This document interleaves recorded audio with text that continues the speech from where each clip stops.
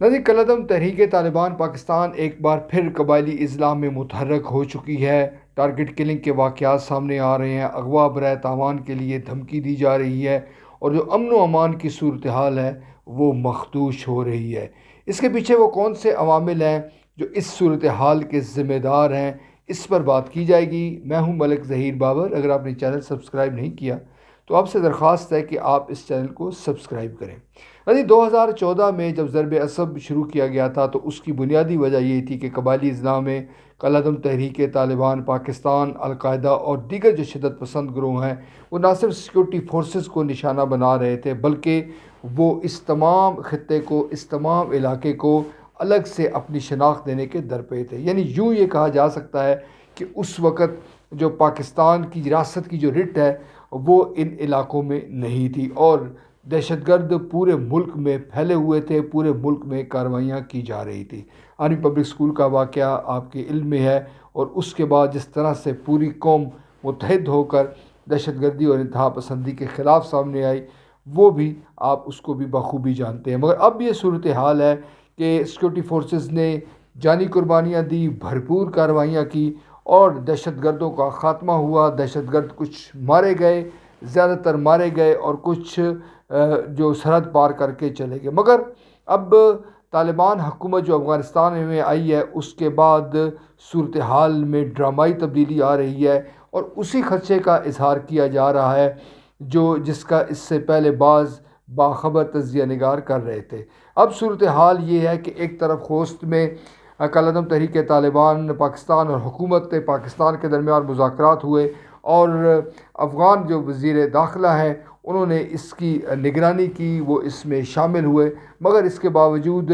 Security forces پر قبائلی اضلاع میں جو سابق قبائلی اضلاع ہیں اس پر حملے جاری ہیں۔ کالعدم تحریک طالبان پاکستان کے جو لوگ ہیں، ذمہ دار ہیں، جو ترجمان ہیں، وہ اس تمام کارروائیوں کی ذمہ داری قبول کر رہے ہیں اور بلند و بانگ دعوے کیے جا رہے ہیں کس طرح سیکورٹی فورسز کے حصار سے ان کے لوگ نکلنے میں کامیاب ہو گئے ہیں۔ اب یہ صورتحال یقیناً تشویشناک ہے۔ شمالی وزیرستان ہو، جنوبی وزیرستان کے علاوہ مختلف جو سابق قبائلی اضلاع ہیں ان میں دہشت گردی کی کارروائیاں جاری ہیں۔ جو آئی جی خیبر پختونخوا ہیں انہوں نے غیر ملکی میڈیا سے بات چیت کرتے ہوئے اس عزم کا اظہار کیا ہے کہ دہشت گردوں کو کسی صورت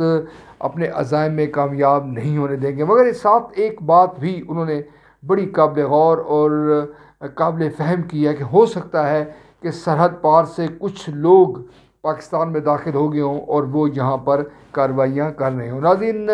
کچھ جو مبصرین ہیں وہ اس بات کا برملا اعتراف کرتے ہیں اور اس بات کا اقرار کرتے ہیں کہ ایسا ہونا مشکل ہے کہ ٹی ٹی پی اور افغان طالبان کے درمیان دوریاں پیدا ہو جائیں یا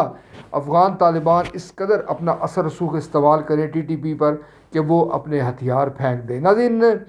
جس طرح سے افغانستان میں طالبان مستحکم ہو رہے ہیں، پاکستان کی پریشانی میں اضافہ ہو رہا ہے۔ اب آپ بآسانی محسوس کر سکتے ہیں کہ پاکستان کے جو ذمہ داران ہیں وہ اب اس قسم کے دعوے نہیں کر رہے کہ طالبان حکومت کے قیام میں ان کا بڑا عمل دخل تھا اور انہوں نے بڑی کلیدی کردار ادا کیا۔ دوسری طرف اب دیکھو اور انتظار کرو کی پالیسی ہے اور قبائلی اضلاع میں جو کچھ ہو رہا ہے وہ یقیناً خطرے کی گھنٹی ہے۔ درست بات ہے کہ جو ہماری دشمن ایجنسیاں ہیں وہ دہشت گردوں کو سپورٹ کر رہی ہوں گی اور مالی معاونت کے ساتھ ساتھ تربیت بھی دے رہی ہوں گی، مگر جو قابل غور بات ہے، جو تشویشناک بات ہے کہ اب معاملہ کدھر جائے گا۔ ناظرین، ضرب عصب ہو جائے، رد الفساد ہو جائے، یہ جو تمام آپریشن تھے ہماری سیکورٹی فورسز نے کیے، اس میں جو کامیابیاں ہمیں ملی اب ان کو کسی طور سے ضائع نہیں ہونے دینا اور یہ پاکستان کے لیے ایک بڑا چیلنج ہے۔ پاکستان کی جو سیاسی قیادت ہے، وہ مذہبی قیادت ہے، جو حزب اختلاف ہے، جو حکومت ہے، ان سب کو سر جوڑ کر بیٹھنے کی ضرورت ہے۔ ایسی طرز عمل اختیار نہیں کرنا ہوگا کہ کسی ایک کی ذمہ داری ہے اور تمام معاملات حکومت پر ڈال کر خود بری الذمہ ہو جائے۔ اگر کوئی جنگ جیتنی ہے، یقیناً جو تاریخ ہے وہ اس بات کی گواہی دیتی ہے کہ جب بھی کسی قوم نے جنگ جیتی تو وہ پوری قوم اتفاق اور اتحاد کے ساتھ سامنے آئی۔ محض سیکورٹی فورسز پر، مسلح افواج پر تمام ذمہ داری ڈال کر پاکستان کی جو سیاسی قیادت ہے، جو علماء کرام ہیں، جو اہل دانش ہیں وہ اگر سائڈ پر بیٹھ جائیں گے، اگر وہ اس سے لا تعلق ہو جائیں گے تو کسی صورت یہ لڑائی ہم نہیں جیت سکتے۔ طالبان جو افغان طالبان ہیں ان پر بھرپور دباؤ بڑھانے کی ضرورت ہے، اور دوسری طرف قبائلی اضلاع میں اپنا جو سیکیورٹی نیٹ ورک ہے وہ فعال بنانا ہوگا۔ ناظرین، ٹارگٹ کلنگ کے جو واقعات ہیں وہ گزشتہ 3 سالوں میں ان میں اضافہ ہوا ہے، وہ دیکھنے میں آ رہے ہیں، اور اب تک 54 ٹارگٹ کلنگ کے واقعات سامنے آ چکے ہیں، اور جو کالعدم تحریک طالبان ہے وہ ان لوگوں کو نشانہ بناتی ہے وقول ان کے جو سیکورٹی فورسز کی مدد کر رہے ہیں۔ عالمی صورتحال ہے، آنے والے دنوں میں حکومت کو اس ضمن میں ٹھوس اقدامات اٹھانے ہوں گے، اور سب سے بڑھ کر قوم کو اتفاق اور یکجہتی کا مظاہرہ کرنا ہوگا کہ ماضی کی طرح جو چیلنجز آئے ہیں اس بار بھی پوری قوم اس سے سرخرو ہو کر نکلے۔